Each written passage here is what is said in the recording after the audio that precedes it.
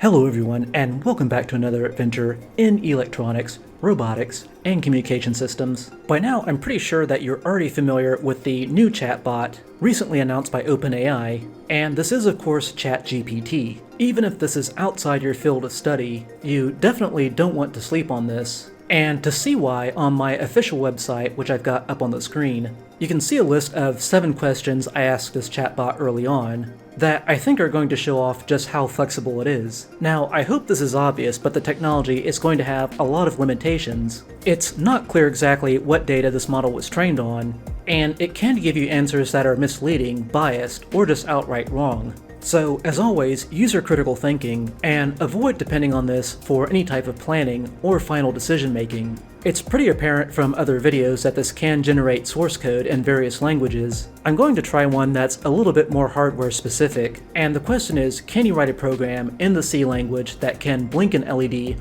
on a PIC microcontroller? Immediately, this is already generating source code, and while I can't vouch for its correctness, it's fairly clear to imagine how further iterations of this model are going to impact the embedded software space, and probably education as well. Now, at least in this particular interface, the model claims to not have an internet connection. So, for example, it can tell you the route that connects 2 cities, but it can't tell you the latest conditions. One of the things I wanted to know most about this model was whether it is able to connect the dots between different ideas that are linked through some type of a common idea. So when I asked it what has a gate, a source, and a drain, not only was the model correct, but it also explains how they all relate to semiconductor theory. Now, this is pretty remarkable because in this field, it's not so much what you're able to memorize, but how you're able to relate 2 different ideas that may be linked together. As a direct follow-up question, I can not only ask for clarification, but I can even insist on having that explained at a 4th grade level. To go even further, you can ask it for commonalities between different ideas, such as,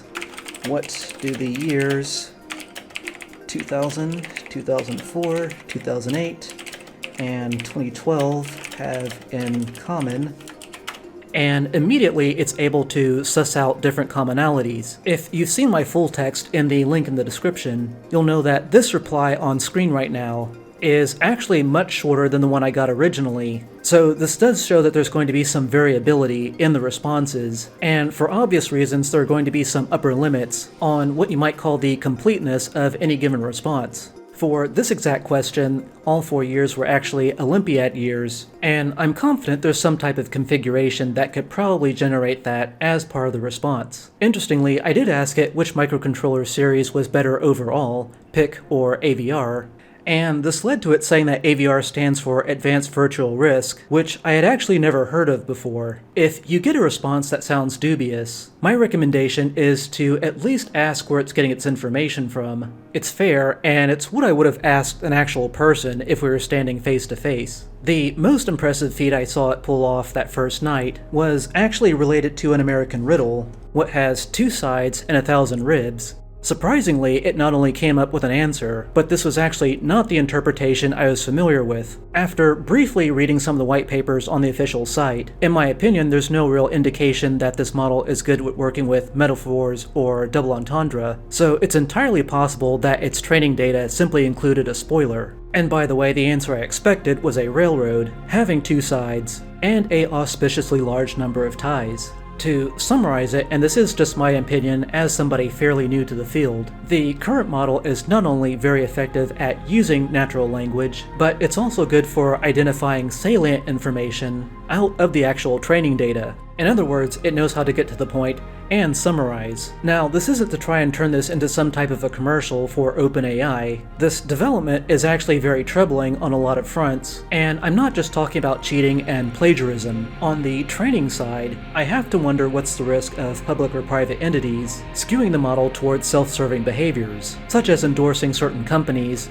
political beliefs, or ideologies. On the user side, uncritical thinkers could simply regurgitate everything the chatbot tells them, publish that information, which in turn would become the new training data for future chatbots, sort of like an AI-powered feedback loop or an echo chamber. We've already got that to some extent, but this development introduces speed. It's a fair question. Regardless, this requires everybody's close attention, open dialogue, and a bit of scrutiny. Excluding a few projects in object detection, deep neural networks are a bit outside my specialization, so if you find this useful or you have feedback, let me know and I will try to address it.